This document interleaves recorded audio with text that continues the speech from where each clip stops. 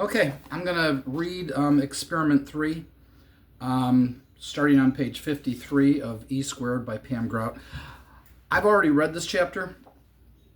I was very frustrated with experiment 2, and as I started reading experiment 3, as I started reading it says experiment 3, the experiment doesn't come until the end, I only got more frustrated. I'm not buying this. I hope I'm wrong. I hope she proves me right. I hope this all works. I'm trying to let go of my judgments, but the green car, beige car switcheroo that she did was total BS. That experiment proved nothing. And this experiment, I don't know if I'm going to be able to do, because I'd have to if I can get a coat hanger. My coat hangers are all plastic. If I can get a coat hanger and a big plastic straw, because I watched the people on the videos, some people say that's amazing, other people said it's fake. If it's fake, then this is all BS, and if it's real, this is incredible. Your energy, your thoughts make the coat hanger go like this, make it move, or make them cross. Your energy, your thoughts. Great. If that's true, that's fantastic. So I need to get a coat hanger and plastic straw. But what she's going to say here, this is either totally true and it's phenomenal, or it's total BS. And how can you know if it is? Well, you can test it and try to make it work. Yeah, go ahead. Try to think something into existence. Try to create reality with your mind. Neville Goddard taught imagination creates reality. I no longer believe that. It does in one sense, but it doesn't in the sense that she's implying that it does. Like the people who grew 40-pound cabbages, then why aren't all farmers tripling, quadrupling their crops? Why isn't this a national phenomenon that completely changed the world? These people thought growing food in soil that you couldn't grow food in, and their thoughts made it happen, and they grew a 40-pound cabbage. Well, that would end that. There's your proof, right? Then why isn't everybody doing it? If Neville Goddard, what he taught was true, that all you have to do is imagine what you want and it will form, we'd all be manifesting our dream lives like that. Nobody is. Instead, we're going on YouTube channels, listening to people say, here's how you manifest. It's super easy. They're not manifesting crap either. They're lying. One girl wants to be my manifesting bestie. Ooh. She's my manifesting bestie. She'll be your manifesting bestie too. All you got to do is go listen to her. She's real pretty. Yeah, and she likes to show off too. And she's got to be making lots of money on YouTube, because, oh my God, the number of views that she gets, and all the people in the comments do just what she says. All little sheep just type away everything you tell them to type. People just type it. You ever watch any of the get rich? Here's how you get rich. Here's the secret. Say these secret words. Have you ever seen these videos with say the secret words and you'll become rich? And they all type the secret words like that's going to do something. I'll type those secret words. Any of you ever typed words in a YouTube video and the words made you wealthy? Did that ever happen with anyone? Anyone on YouTube? Shout out to all you people who commented on Get Rich Quick videos. Did what you typed make you rich?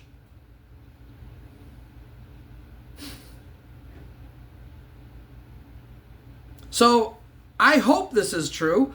I want it to be true, but right now it's all BS. But I'm going to read this, and you make your own decisions.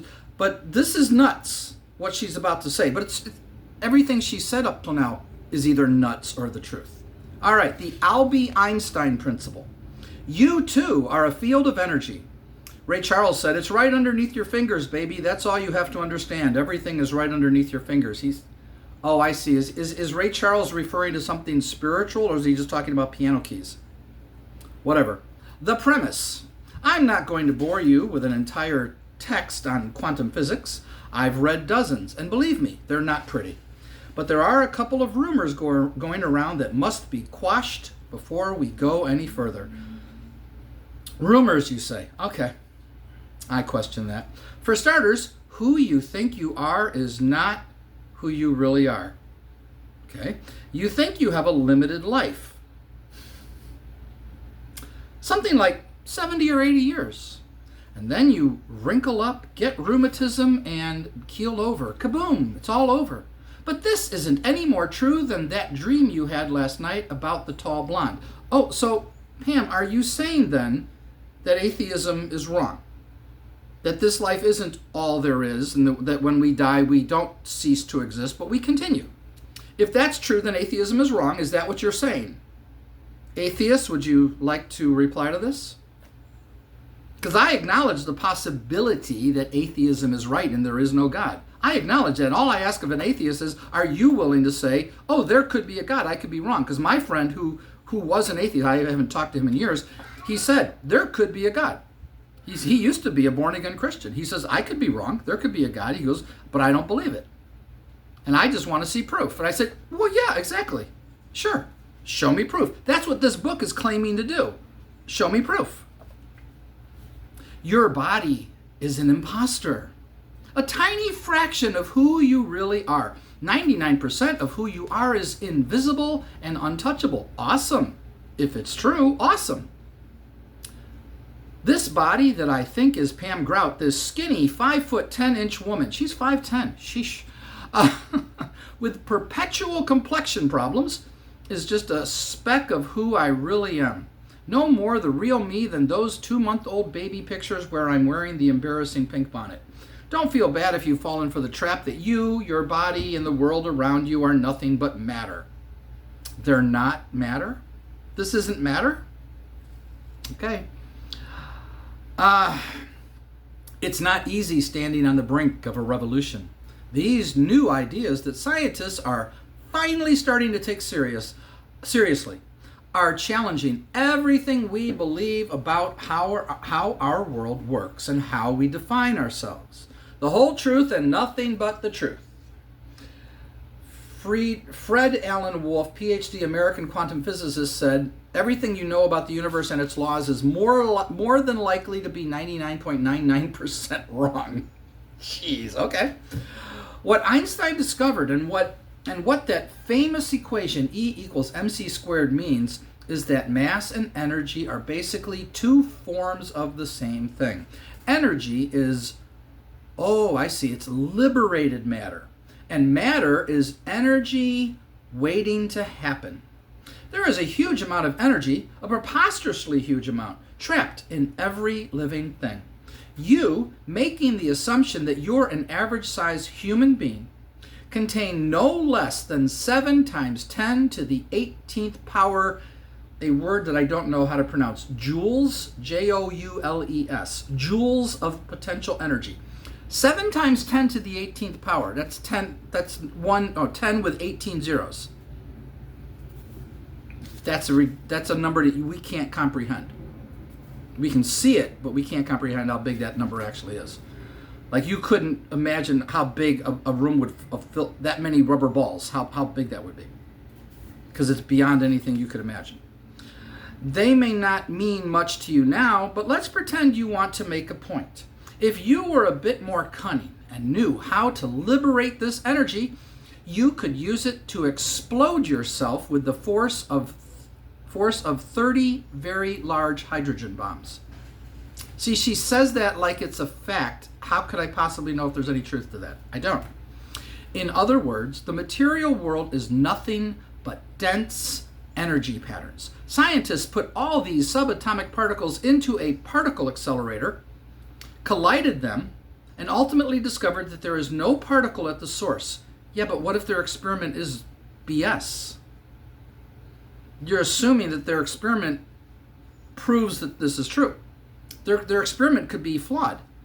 How would you know? All right, it's all just pure, unbounded energy, vibrating so fast that it defies measurement and observation. Get ready now. You're going to get ready. Nothing really exists. It's all an illusion. You ready for this? And again, it could be true. How can we ever possibly know if this is really true? How can anyone prove it? Prove it to me. I'm the atheist here. Prove it to me. So, despite how it looks to the naked eye, you are energy, okay? In fact, nothing in the world is actually solid. I'm going to read that one more time. In fact, nothing in the world is actually solid. So this is not solid. It's not.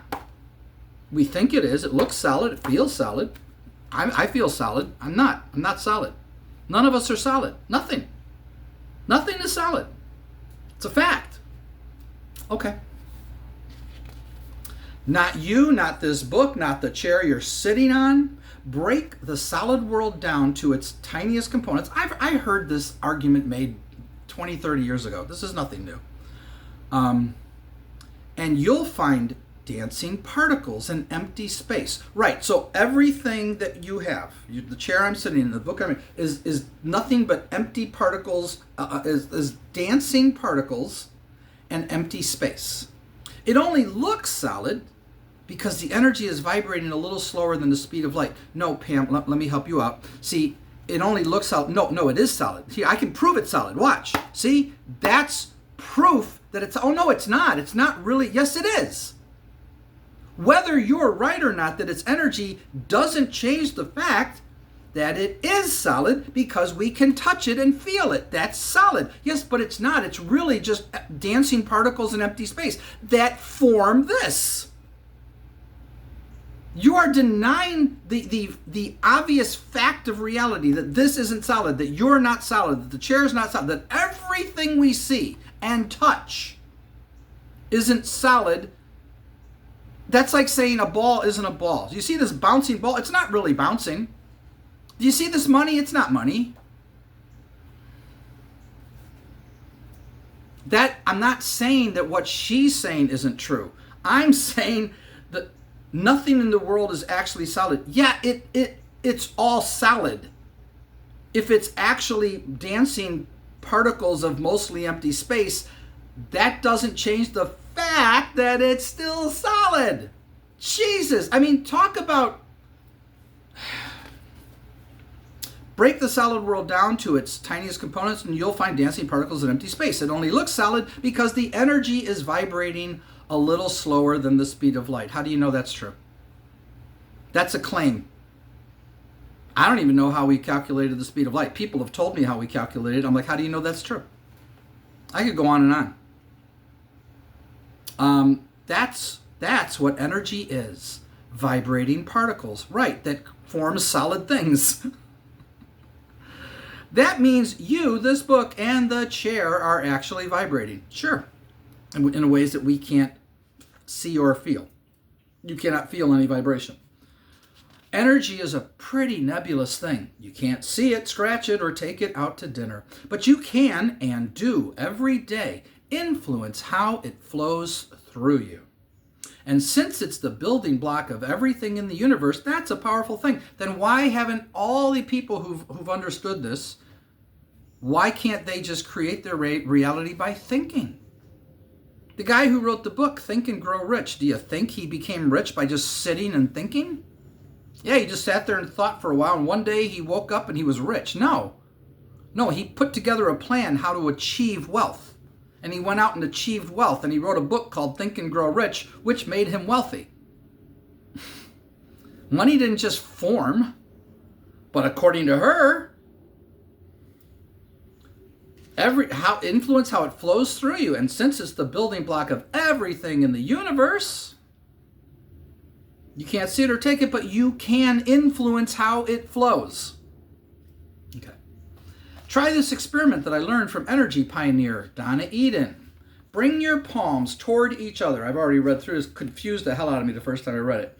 Like you're about to clap, but stop 3 inches before your hands make contact. Now twist your wrists so your arms form an X. The wrists should be at the center of the X and still 3 inches apart. Draw your attention to the space between your wrists. Because your wrists contain several energy centers, The energies will connect, and most likely, you will feel some sensation in the area between them. Try moving your wrists about an inch closer and then out a few inches, back and forth. So you go like this, and then you move your wrist this way, and you create this X, right? You know why you're going to feel something? Because you're straining your ligaments. That's why you're going to feel something. So you go in.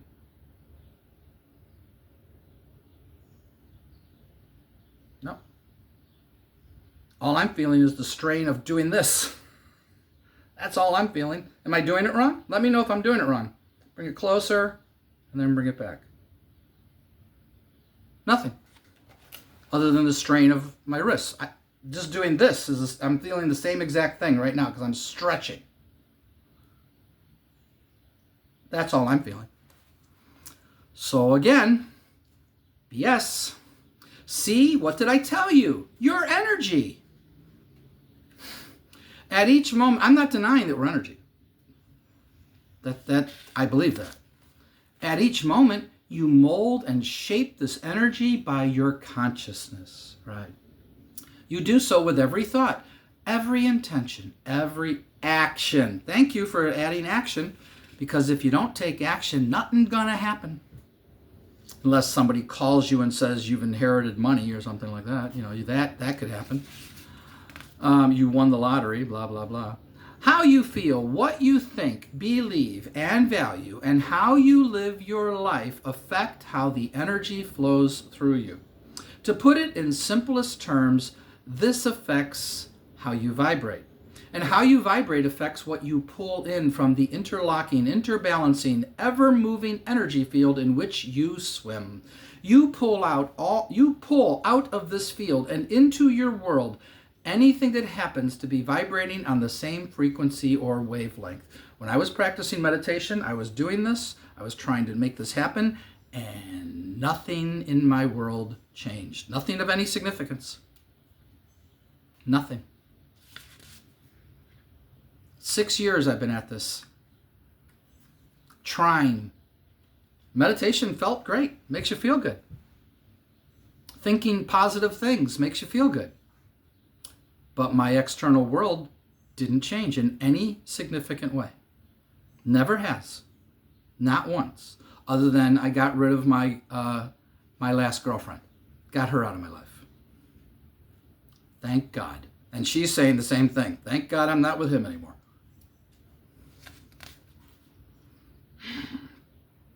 Let's say you're feeling excited, joyful, and grateful. Those emotions send out high-frequency vibrations that magnetize more things to be excited, joyful, and grateful about. Anything with the same high frequency will prance on over to your energy field. No, it won't. No, it won't. It didn't. Nothing.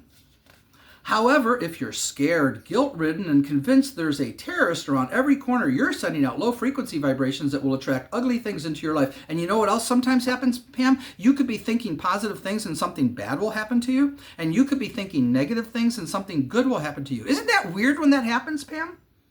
It's almost like the opposite effect happens. Kind of like, the universe goes, this person's really down. Let's give them something nice. Here's a little treat for you. Or, oh, you're feeling so good, you think everything is so great. Oh, and then you tripped and you fell and you broke your ankle. Ah, darn. Well, you needed a little suffering because you're getting a little cocky.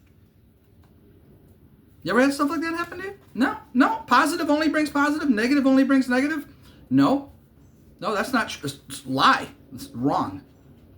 We always attract our vibrational match. No, we don't. Always? No. We are the initiators of the vibrations and therefore the magnets or the cause. Then everything I practiced when I was trying to do what Joseph Murphy told me to do, when I tried to do what Neville Goddard told me to do, it all would have worked. But it doesn't. And that's why people are still watching YouTube videos trying to figure out how to make it work. And manifesting coaches, let's unpack this. I'm your manifesting bestie. Here's the secret to manifesting. All you have to do is say these words. That's all BS, folks. It's a con to get YouTube video generations, to get YouTube views. I'm stumbling over my words. Blah, blah, blah. To generate views. to get subscribers, to build a YouTube channel, because you know what that gives people? Freedom. If you've got a successful YouTube channel, you're set. You don't have to work anymore. You can just come on and make a YouTube video. These people who do movie reactions, and I really like their channels, they're sitting pretty. They're not like multimillionaires, but that's their career. That's their job. If I could make $50,000 a year watching movies on YouTube and reacting to movies, all I need is a pretty girl sitting next to me, and this YouTube channel will grow. Boom. That's it. You don't believe me? Have you watched try-on haul videos? Type in on YouTube, try-on haul, H-A-U-L. Type in those 3 words, look at the video, click on the video, look at the number of subscribers the pretty girl has who tries on outfits. And all she does is try on outfits. Look at the comments. I'm like, who is commenting and subscribing to this channel? It's a pretty girl trying on outfits, and people subscribe. Mostly men. I don't get it, but they do. I mean, lots of women do too. I think one of the first women to do it became a millionaire doing it. She'd come home, she'd go shopping, come home, and show everybody what she bought. And then she'd try on the outfits. I believe she's a millionaire. I don't know. Not sure. We always attract our vibrational match. We are the initiators and vibrators, magnets, or the cause. It works the same way as a tuning fork. Ding a tuning fork in a room filled with tuning forks that are calibrated to different pitches, and only the ones calibrated to the same frequency will ding too. And they'll ding all the way across the Minneapolis Metrodome. Like forces attract. It's a classic rule of physics. There is no you and them. Anyone who is not shocked by physics has not understood it. Niels Bohr, Danish physicist. As if you didn't already have enough weirdness to contend with, I'm going to throw in one more tiny detail. Everything in the physical world as we know it is connected to every other thing in the physical world. That could be true. Might be true. You are attached and engaged to one underlying universal energy field. The field, as Daddy Alby Einstein said, is the only reality. So that's God. That's what I would call God. Again, how does the atheist understand this? Honestly, it's an honest question to any atheist out there, any intelligent atheist out there. What does that mean to you? What would be your response to if she said that, if she was sitting here and said this to you? I'm curious. Things appear separate because they're vibrating at different wavelengths. Oh yeah, so we're not separate. We're not separate? So she's going to not only deny that we're not solid, but we're not even separate? Sure, in a metaphysical way, we're all connected, but we're separate. You're going to deny the plain and obvious reality that this and this are separate? They're not connected? Yeah, in a metaphysical way, you can argue that they're connected, but that doesn't change the fact that they're separate. It's like they have to deny 2 + 2 = 4. This I remember reading the first time I read this. I couldn't get through it, but I'm going to get through it now. Things appear separate because they're vibrating at different wavelengths, just as the note C vibrates at a different wavelength than B flat. So they're separate because C and B flat have a different vibration. Each of these vibrations creates a strand in the electromagnetic field, which in turn instructs energy where to go and what to do. This pulsating energy field is the central engine of your being and your consciousness. Then I should be able to just bring wealth into my life just by thinking about it. I should be able to bring a beautiful woman into my life just by thinking about it. I should just be able to create my reality. I should just be able to sit here and create my reality with my thoughts. Because we're all connected. I should just be able to do it. Meditation, you start to connect. That's what meditation does. You connect to this field. The only thing that happened was I got the girl out of my life that I didn't want in my life anymore. Because she turned out to be a lying, cheating thief. So yeah, that worked. That happened. Where is this field? Well, there's no place it's not. Right. All present. God. All present. Everything in the universe is hooked up to the energy field. Right. Every single thing. Everywhere you look, the energy field. So there's one energy field. We're all connected because we're all part of the energy field. Gee, that was hard to figure out.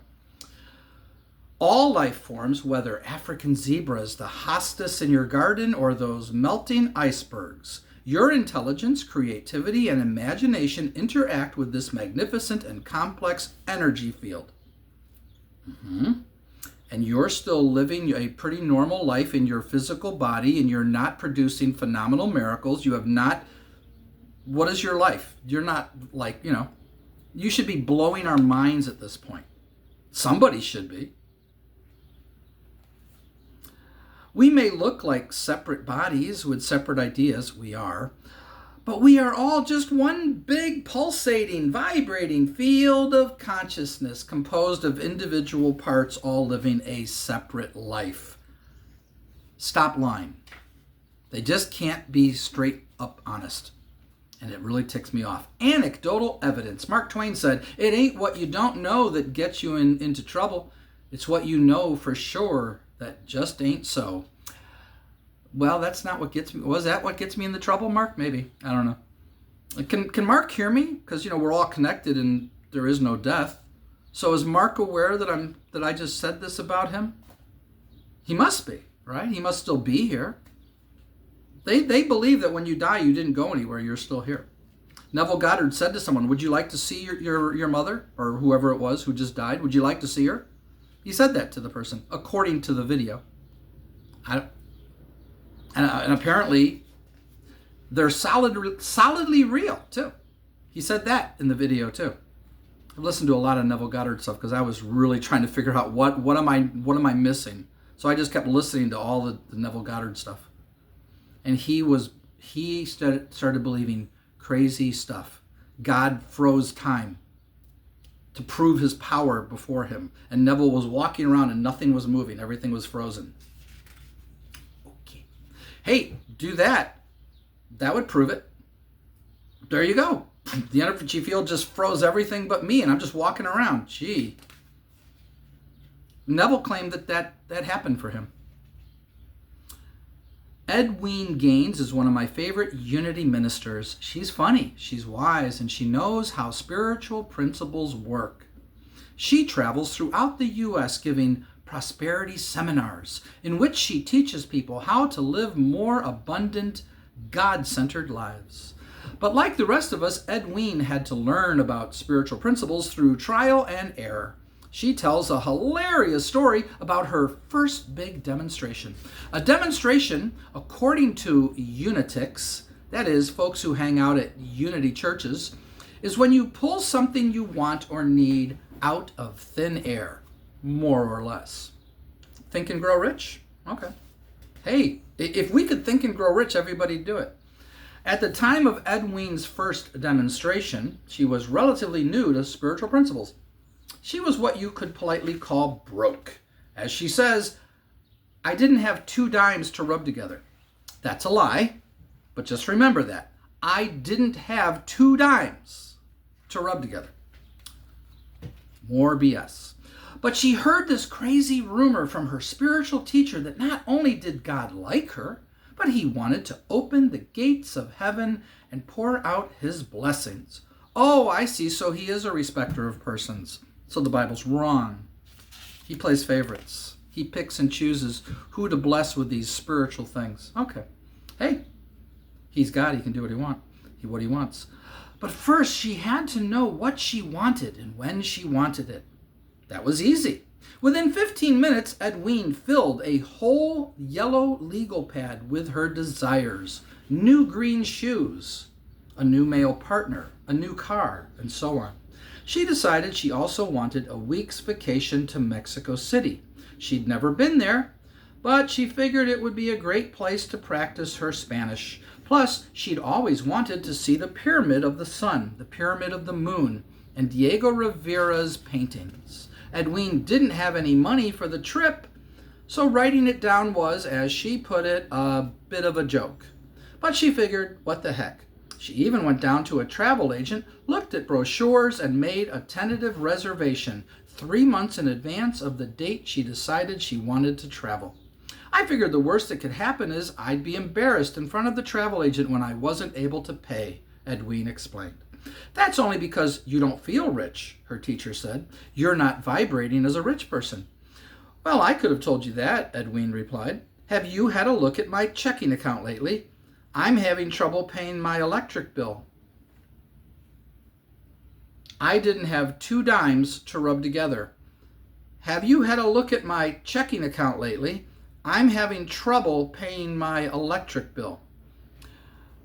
So let's ignore the 2 dimes as she's just saying I'm broke. You're having trouble paying your electric bill.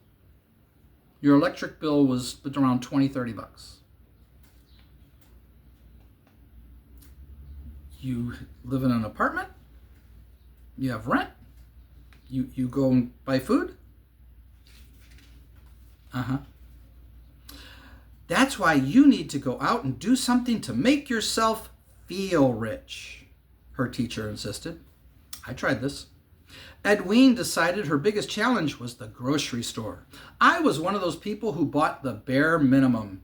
Oh, so you could buy things like beans, cornbread, flour, the basics, she said. I didn't dare splurge on any of that foo-foo stuff, nothing like bubble bath. I had a budget. I couldn't rub 2 dimes together, couldn't pay my electric bill. Okay, yeah, this isn't adding up. So the next time she was at the grocery store, she decided to saunter over to the gourmet counter, just for a gander. She noticed a bottle of olives stuffed with almonds. She took one look at that and just knew that that was what rich people ate. So she bought it, took her groceries home, and called her friend Lana. Oh, so you had money to buy it. Oh, so you did have some money. Okay.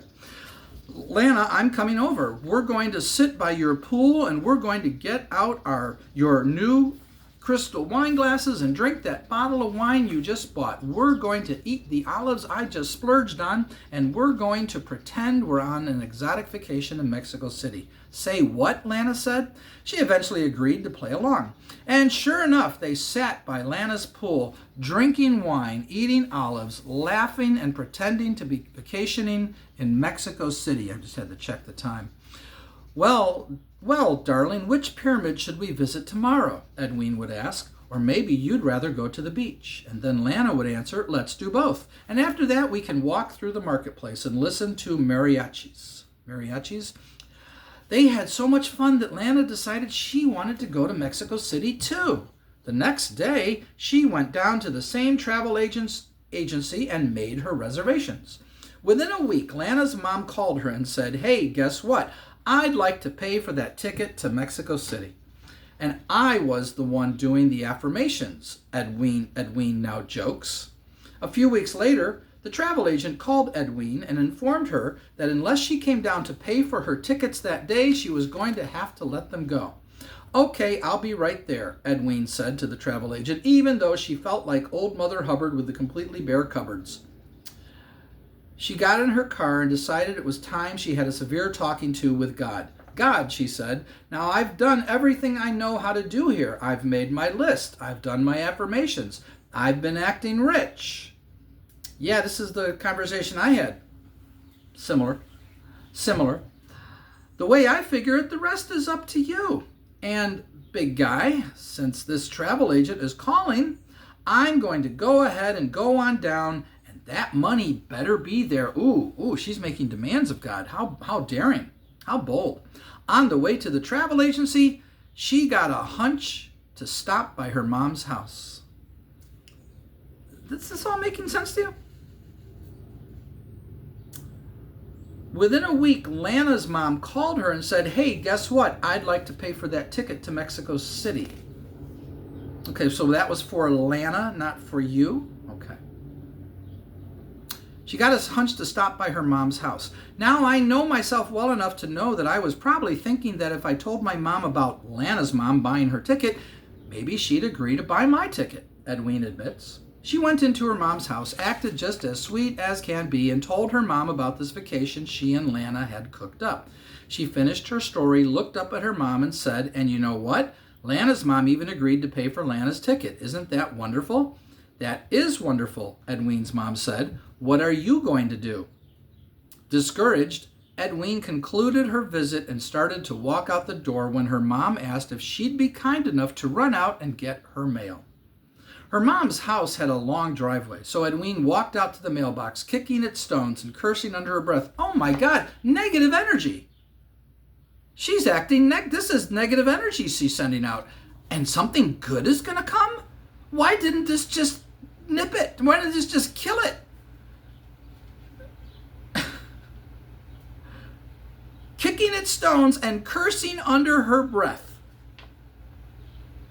And something good is going to happen. Maybe I should try this. Start cursing at God. Go F yourself. God damn it. I'm sick of this crap. Nothing ever happens. Hey, maybe now something will happen. God will go, "Oh, what? You don't think I can do something? There." You got to con God. He's gullible. You can manipulate God. He falls for it all the time. How do you think Trump came up with his crap that he does to people all the time?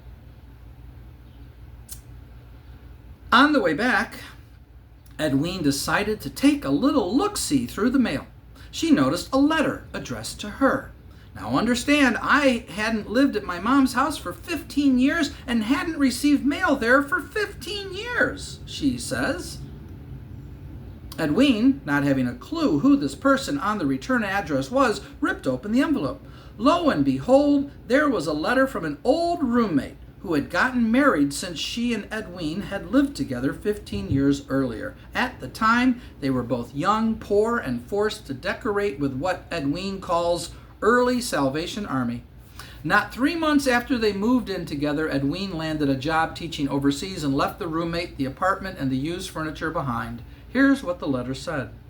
"Dear Edwene, I was looking through the Houston phone book the other day and saw your parents' address. I wanted to tell you that I've gotten married and moved into a nice house with my husband. We furnished our house with new furniture, so I sold all that furniture we bought 15 years ago. Turns out, would you believe it, that some of it was pretty valuable. I didn't feel right keeping all the money since we had worked so hard to furnish that place. Please find a check for your half of the money." And do you know, says Edwene, it was the exact amount I needed to pay for my ticket to the penny for my ticket to the penny plus 100 for spending money. Edwene also added a funny sequel to her story. Sure enough, Lana and Edwene had a marvelous time in Mexico City. They shopped, sat by the pool, visited pyramids, and strolled through the markets. And everywhere we went, Lana got flowers, Edwene says. We'd be walking through the marketplace, and the mariachis would stop playing and bring Lana a gardenia. One day we were on the bus, and this guy jumps on, hands Lana a rose, and jumps off. One night at supper, this big white box arrives at our table. Lana opens it up, and it's a dozen orchids. By this time, I'm starting to feel left out. I say to God, "Look, buddy, I need a sign that I'm loved too," Edwene says. See, you just got to manipulate him. He's such a gullible guy. Not 15 minutes later, see, God's upset now. Oh, I can do that. The waiter at the restaurant brought over the hors d'oeuvres. And that God has such a sense of humor, Edwene laughs. Do you know what that waiter brought? Olives stuffed with almonds. Wow. God showed you, didn't he? Don't be criticizing God anymore. He'll have to bless you some more if you do. Call him a cheapskate. Ooh, that'll make it. I bet he'll give you a lot of money if you call him a cheapskate. The method. Cleve Baxter said, "The Western scientific community, and actually all of us, are in a difficult spot because in order to maintain our current mode of being, we must ignore a tremendous amount of information." Plant researcher and former CIA agent. Ooh, cool. Even though this principle is one of the cornerstone spiritual principles, remember spiritual just means the opposite of material, it actually first came to light not in a church but in a physics lab. Yes, it was scientists who first discovered that Despite all appearances to the contrary, human beings are not matter, but continually moving waves of energy. I would say we're both, but okay. In this experiment, you're going to prove that your thoughts and feelings also create energy waves. Here's what you do. Then you make the coat hanger, and you have to follow the thing about making the coat hanger, and then there's videos. Just go watch it. Just type in Pam Grout energy experiment number 3 coat hanger, and you'll see people holding the coat, and the things go like this. They move. Wherever they focus their energy, it'll go to it. Like if they're thinking about something over there, it'll go. They think of over there, it'll go. If they think positive things, it does something. If they think negative things, it moves in the opposite way. Negative thoughts make it move, like I think it makes it crisscross. I think negative thoughts made it crisscross, something. So it's very wild to watch, but what if it's fake? What if they're moving it unconsciously and they don't even realize it? That's what the critics are saying. I don't know. I do not know. If I knew, I would tell you. It's totally true. It's totally BS. I think it's probably a mix of both, but who knows?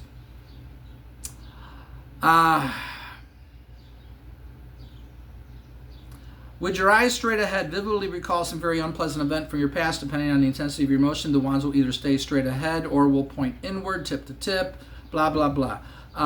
Make your frequencies turn positive by thinking about something joyous. The wands will now expand outward as your energy field expands to your positive energy flow. Hopefully I can find a hanger and a plastic straw, like two plastic straws like they do on the videos. Hopefully I can do it, but if not, I'll just go on to experiment 4. The more you play with this, the more adept you'll become at feeling the vibrational shift as you change from one frequency to another. Blah, blah, blah. There's the thing, the lab report here. To be a true explorer in science, to follow the unprejudiced lead of pure scientific inquiry, is to be unafraid to propose the unthinkable and to prove friends, colleagues, and scientific paradigms wrong. I'm all for that. I want you to prove me wrong, Pam. So far, you failed. Lynn McTaggart, author of The Field. All right, so page 67, experiment number 4, the abracadabra principle will be next, unless I can get my hands on a hanger. You gonna make it happen? I'm gonna send that out to God. Can you get me a hanger with some plastic straws so I can do this? I'm putting it out there, putting my thoughts out there, because I don't have one. Let's see if God will have me stumble into it. Just putting it out there. Oh, but I'm being too cynical, right? So God will be like, I'm not going to listen to him. He's being cynical. Unlike Edwene, who was cursing as she walked down her driveway. Cursing. Because her mom wasn't going to give her any money. I hope this is real and not BS. I don't want to swear because YouTube doesn't like when you swear. You can't even say the SUICIDE word. You have to say unaliving now.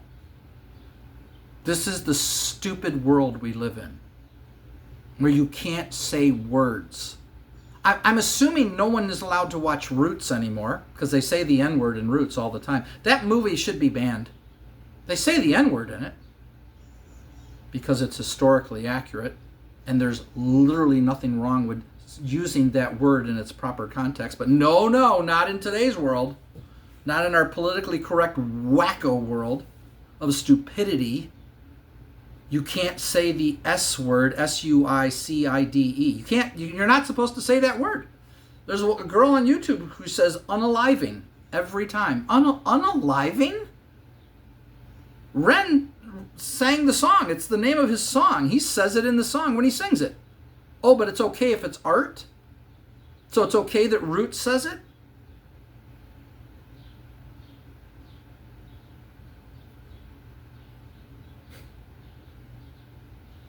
It's just so crazy. I hope I get a hanger. I want to do it. I want to see it move by holding it like this. You hold it like this out in front of you, and you just think, and the hangers will start. Woo, woo. Oh, you're thinking of something positive? Woo. Oh, you're thinking of something negative? Great. Let's see it. Get me a hanger. I'm all for it. Talk to y'all later. Bye-bye.